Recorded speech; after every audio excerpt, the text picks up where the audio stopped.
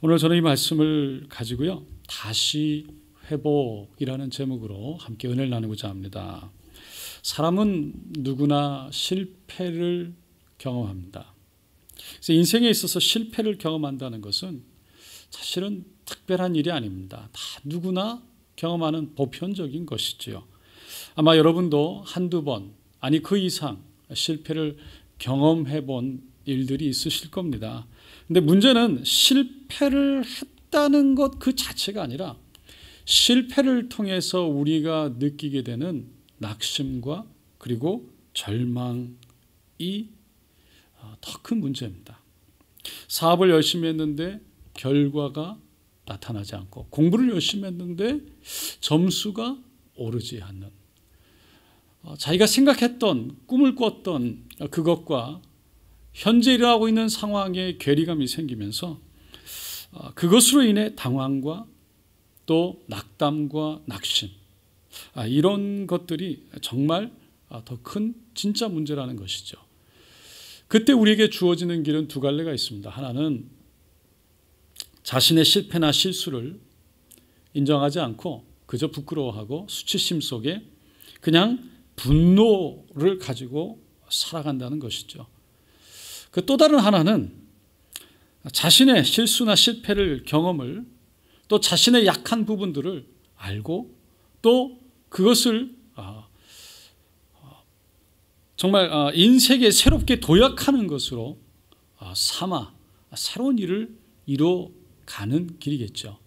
그러니까 실패의 경험은 누구나 다 하는 경험인데, 그때 그 실패 경험을 어떻게 받아들이고 어떻게 이해하고 어떻게 해석하고 거기에 어떻게 반응하냐에 따라서 그 이후에 우리의 삶이 완전히 바뀌게 된다는 것입니다. 우리는 이러한 사실을 잘 알면서도 일이 우리의 뜻대로 되지 않을 때, 또 우리의 뜻대로 풀리지 않을 때 신앙생활에도 똑같은 영향을 미치는 것을 봅니다. 내가 그렇게 주님을 위해 살았는데, 내가 그렇게 주님을 위해서 헌신했는데, 내가 그렇게 열심히 했는데 그 결과가 과연 이건가? 나에게 돌아오는 것이 이거밖에 없는가? 뭐가 잘못됐지? 하나님은 나를 사랑하지 않는가? 하나님이 살아계시지 않는가? 여러 가지 어떤 마음속의 허무와 회한과 회의가 그 가운데 밀려올 수 있다는 거예요. 오늘 본문에 나오는 제자들도 마찬가지였습니다.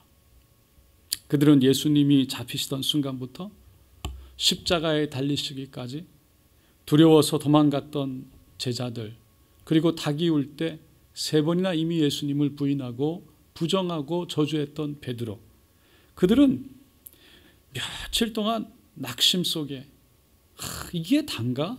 회의 속에, 좌절 속에, 불안감 속에, 그 허무 속에 시간을 보내고 있었던 거죠. 그러면서 주님이 갈릴리로 가라라는 말씀을 쫓아서, 그 주셨던 그 말씀을 쫓아서 갈릴리로 오긴 했지만 여전히 일이 손에 잡히지는 않고 마음이 그렇게 허무하고, 이게 3년 동안 주님을 따랐던 결과인가? 다시 원점 갈릴리로 돌아왔으니 이게 뭔가? 라는 정말 꿈같은 3년의 세월을 생각하면서 아마 괴로워했을지 모르겠습니다. 결국은 갈릴리 호수에 나와서 베드로가 내가 고기를 잡으러 간다고 하자 이 6명 나머지 이 제자들도 따라가죠. 오늘 본문에 보면 디베리아 호수라고 되어 있는데, 이것은 갈릴리 호수입니다. 티베리우스 이름을 따서 지은 그 갈릴리 호수를 부르는 또 다른 이름이죠. 그래서 갈릴리 호수에 지금 베드로와 또 도마와 나다니엘과 야고보와 요한과 그리고 다른 제자 7명이 지금 배를 타고 고기를 잡는 거예요. 그런데 그 고기를 잡는 모습을 본 한 분이 있었습니다. 그럼 예수님이시죠. 제자들은 실패했다는 실망과 납당 속에 있었지만, 그래서 할 일이 없어 그냥 고기나 잡으러 가야 되겠다라고 나갔지만, 예수님은 그들을 회복시키기 위해서 찾아오셨던 거예요. 예수님이 물으시죠. 얘들아, 너에게 고기가 있느냐? 마치 부모가 자녀들을 부르는 그런 목소리입니다. 예수님의 질문은 문법적으로 보면요, 부정 의문문이에요. 그러니까 노라는 답을 기대하는 의문문이에요. 그러니까 직역을 하면 너희들 고기 못 잡았지라는 겁니다. 그래서 이 제자들이 아니요 못 잡았어요 라고 얘기를 할 때 예수님이 그물을 배 오른편에 던지라 그리하면 얻으리라 라고 말씀합니다. 그들이 그 말씀을 순종해서 그물을 내렸는데 어찌나 고기가 많이 잡히던지 도저히 끌어들일 수가 없었어요. 그래서 그 제자들과 함께 같이 그물을 끌다가 사도 요한이 3년 전에 있었던 한 사건을 기억하게 됩니다. 그것이 누가복음 5장에 기록되어 있는 말씀이죠. 베드로가 어부들과 함께 밤새 그물을 던져서 고기를 잡았는데 한 마리도 잡지 못했어요. 그래서 새벽녘에 피곤하지만 또 다음 고기를 잡으러 나갈 출항을 위해서 그물을 씻고 있는데 예수님이 그 그물을 씻고 마무리를 하고 있는 베드로에게 가서 깊은 데 가서 그물을 내려 고기를 잡으라고 말씀합니다. 그때 베드로는 제가 이 고기를 다 밤이 맞도록 수고를 했지만 선생님 얻은 것이 없는데 말씀에 의해서 내가 그물을 내리리다. 그러면서 배를 타고 그물을 들고 나가죠. 그리고 깊은 곳에 그물을 내렸을 때 고기가 엄청나게 잡히는 겁니다. 도저히 끌어올릴 수가 없어서 그 요한과 야고보가 타고 있는 그 배를 불러다가 손짓을 해서 그물을 끌어올렸는데 두 배가 가득 찼다고 말합니다. 그때 베드로가 주여 나를 떠나소서 나는 죄인이로소이다 라고 고백을 합니다. 바로 얼마 전에는 선생이여 라고 얘기했다가 자신의 그 죄를 불신앙을 회개한 것입니다. 주여 라고 말합니다. 그때 주님이 우로는 내가 사람을 취하리라 너가 사람을 낳는 어부가 되리라 라고 말씀하시죠. 이 3년 전에 있었던 이 상황이 지금 데자부처럼 똑같이 일어나고 있는 거예요. 그때 요한이 깨달았어요. 그리고는 그 번쩍 지나가는 성광 같은 생각 주님이시다. 그것을 자기도 모르게 입으로 내뱉은 겁니다. 그 이야기를 듣는 순간 베드로는 우통을 벗고 있다가 겉옷을 그냥 껴입고 물속으로 뛰어듭니다. 베드로는 아마 그때 자신을 부르셨던 주님의 그 주님을 만났던 그 첫 시간의 감동이 다시 와닿았을 거예요. 그때 그 시간이 기억되었을 거예요. 그때 주님께서 내가 너를 사람 낚는 어부가 되게 하리라 내가 너를 쓰리라 라는 그 소명을 줬던 그 놀라운 감격의 시간들 소망의 시간들 모든 것을 내려놓고 진리 되신 그 주님 왕 되신 주님을 쫓아갔던 그 감격 그 확신 그 믿음을 다시 한번 베드로는 한순간에 똑같은 데자부 같은 상황 속에서 느끼기 시작한 겁니다. 성경에 보니까 배와 육지 사이가 약 50칸 정도라고 되어 있습니다. 성경 밑에 보면요 거기에 그것을 약 200규빗이라고 적어놨습니다. 한 규빗이 45cm 정도 되기 때문에 결국은 그것을 해보면 한 90m 정도 거리예요. 예수님을 향해서 베드로는 그 90m 정도의 거리에서 멀리서 뛰어내려 수영을 해가지고 예수님을 허겁지겁 찾아오는 그 베드로 예수님은 그 베드로를 말없이 묵묵히 쳐다보시면서 그 베드로의 마음을 보셨을 거예요. 그리고 그렇게 뛰어온 베드로 주님은 베드로를 용서하시고 그리고 위로하시고 다시 품어 주시는 겁니다. 여러분 제자들이 육지로 올라왔을 때 예수님은 이미 숯불을 피워놓으셨습니다. 그리고 그 위에 지글지글 아주 먹음직한 그런 생선이 올려져서 잘 굽고 있었어요. 그리고 그 옆에는 빵이 놓여 있었습니다. 주님은 밤새 고기를 잡느라고 고생했던 아무것도 잡지 못했던 제자들을 위해서 이미 그들을 먹일 것을 다 준비하고 계셨어요. 아침을 준비하셨던 거죠. 탕자와 같은 제자들 그 제자들을 예수님은 사랑으로 대하셨던 겁니다. 저는 이 말씀을 묵상하면서 그때 예수님이 그렇게 아침을 차려놓고 그 제자들 베드로는 물에 딱 빠져서 그냥 물 뚝뚝뚝 흘리는 모습 그 모습으로 예수님 앞에 앉아가지고 같이 식사를 생선을 빵을 먹는 그 모습을 상상을 해봤어요. 그때 어떤 분위기였을까? 앞에 모닥불이 있고 숯불이 있고 거기 위에 생선이 있고 함께 둘러앉아서 식사를 할 때 과연 무슨 말을 했을까? 무슨 말을 할 수 있었을까? 아마 쉽게 아무 말도 할 수가 없었을 것 같아요. 쑥스럽고 부끄럽고 미안한 마음, 자신들이 했던 모든 과거의 말과 행동 다 알고 계시는 주님 앞에 숨길 수 없어 그냥 말없이 어색한 분위기 속에 서로 조심스럽게 눈치만 보며 그냥 먹고 있는 그 순간 예수님은 그들에게 한 명 한 명 생선을 빵을 떼서 다 주시면서 그 사랑의 손길로 그들을 대접했던 겁니다. 그들은 그 사랑의 손길을 경험하면서 많은 것을 생각했을 것 같아요. 많은 생각이 와갔을 것 같아요.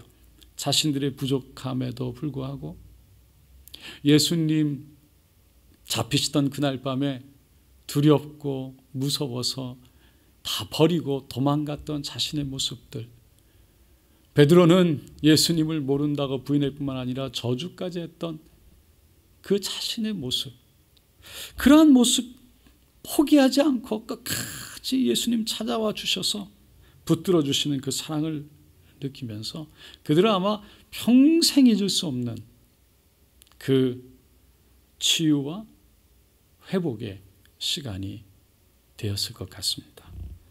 여러분, 예수님은 제자들을 사랑하기 때문에 제자들을 변화시키기를 원하셨어요. 제자들이 변화돼서 하나님께 쓰임 받기를 원했어요.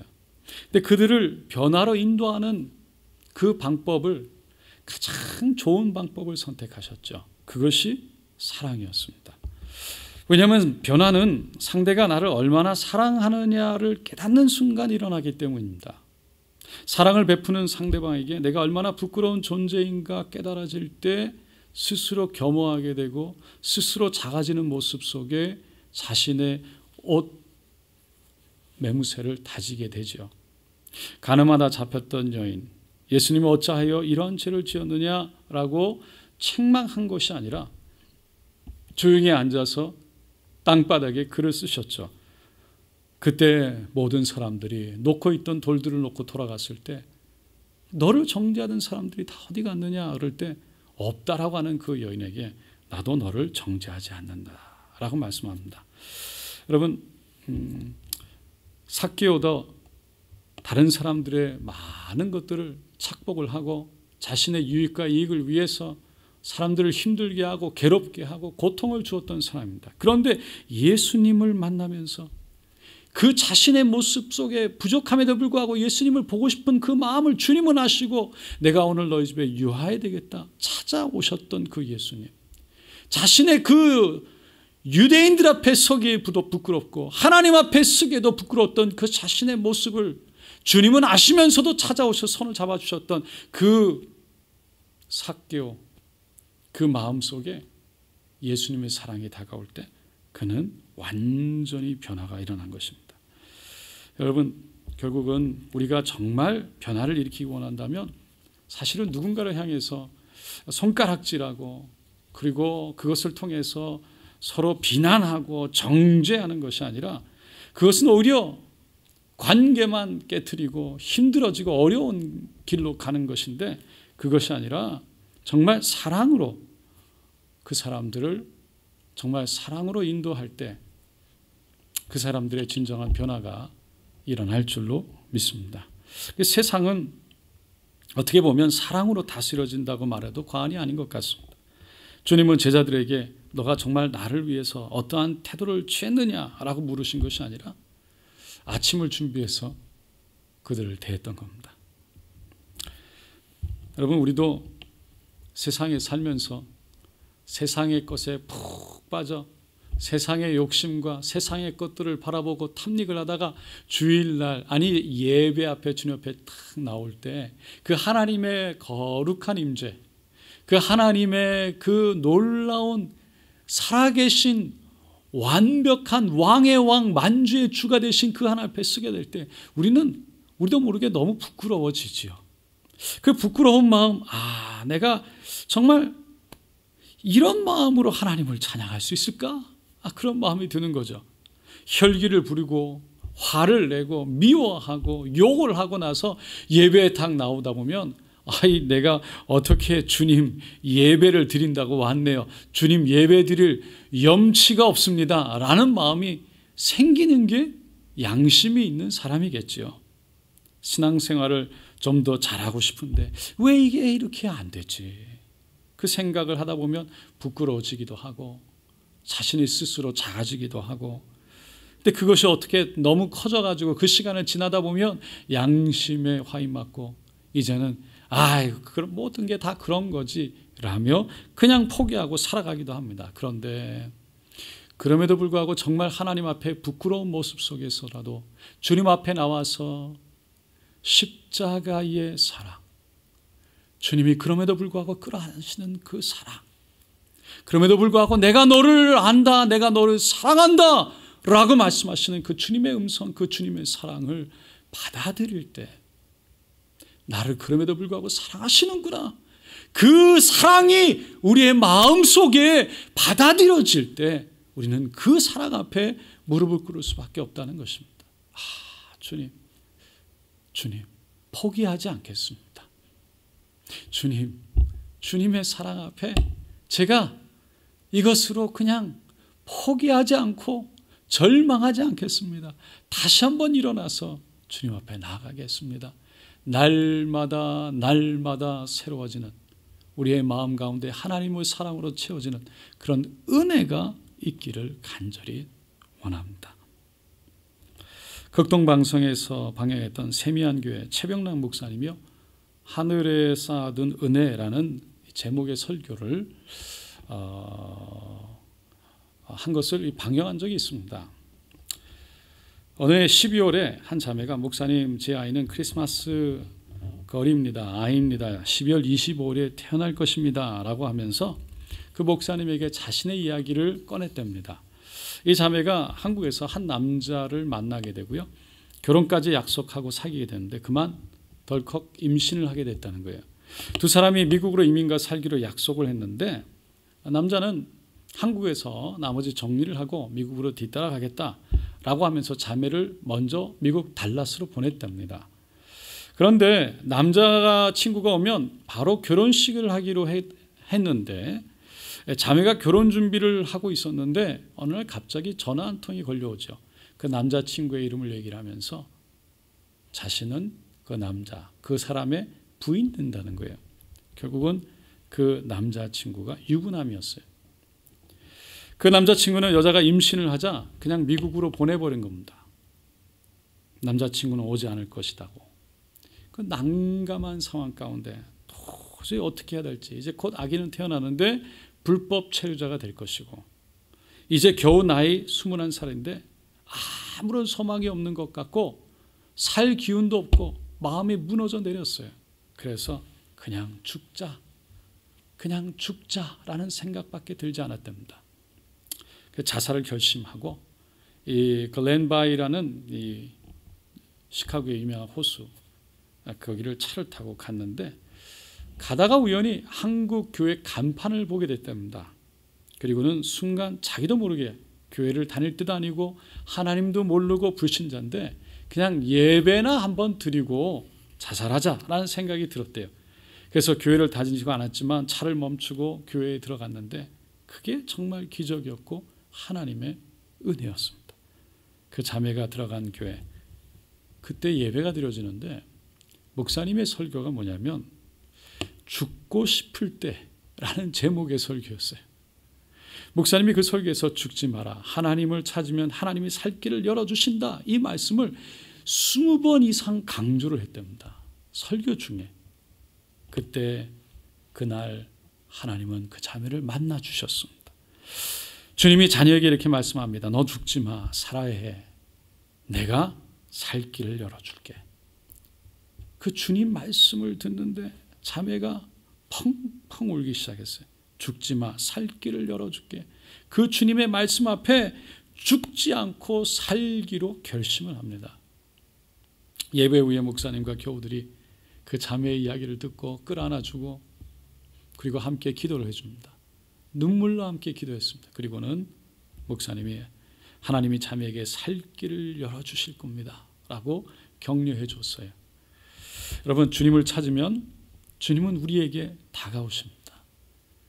그리고 우리의 살 길을 열어주십니다. 잠언 8장 17절에 나를 사랑하는 자들이 나의 사랑을 입으며 나를 간절히 찾는 자가 나를 만날 것이니라.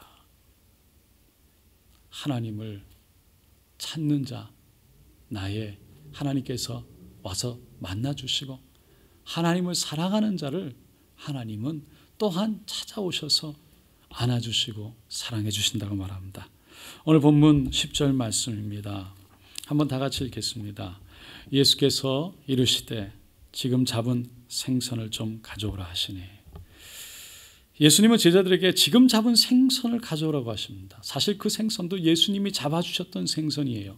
그런데 예수님은 이미 숯불을 켜놓고 그 위에 생선을 따로 준비해 놓으셨어요. 다시 말해서 예수님에게 생선이 부족해서가 아니었어요.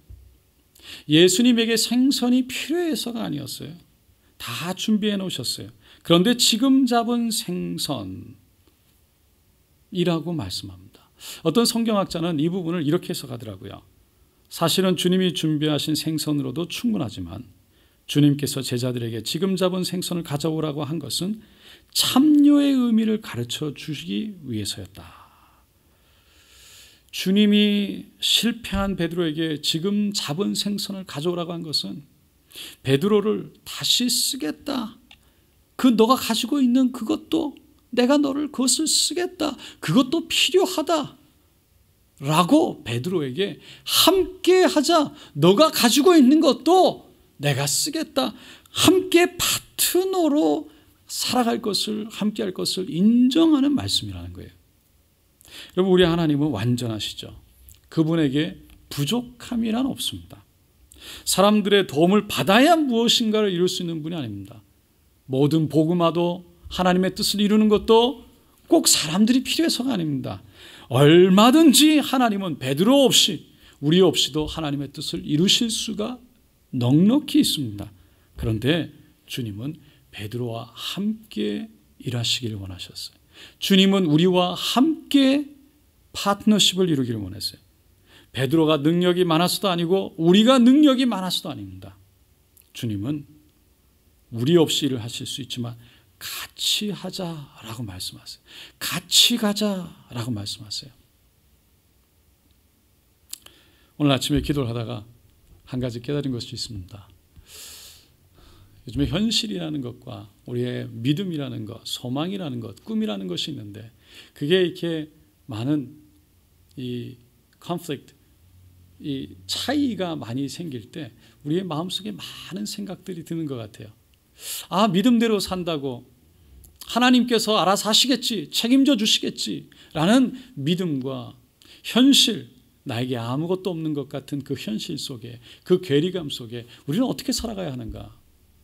여러분, 이 상황, 이 현실 속에 우리는 주님과 함께 가는 것이, 주님의 손을 붙잡고 가는 것이, 다시 말해서 현실을 인정하고 거기에서부터 겸손한 모습으로 있는 자리에서 하나하나 한 걸음 한 걸음 내디디며 앞으로 가면서도 그 순간순간 주님을 의지하고 주님께 기도하고 주님의 손을 잡으려고 하고, 그러면서 하나님을 인정하고 내 삶 속에 주님이 인도해 달라고 하는 것, 그렇게 살아가는 것, 그것이 믿음의 방식이고 믿음의 삶이다라는 것입니다.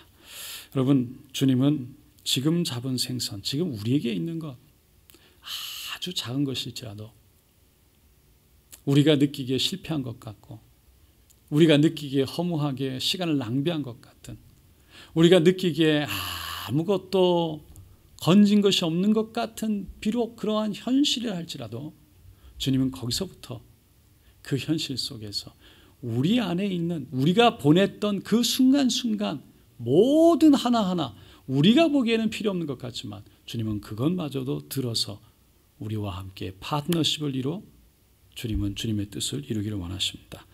여러분, 모자라도 부족해도 상관이 없습니다. 실패한 경험밖에 없어도 괜찮습니다. 주님은 우리를 통해서 함께 일하시기를 원하시는 것입니다. 그 주님의 사랑 앞에 여러분의 마음을 열어서 주님을 모셔드리고 지금부터라도 주님과 동행하는, 또 주님과 함께하는 그런 삶 되시기를 예수님의 이름으로 축원드립니다.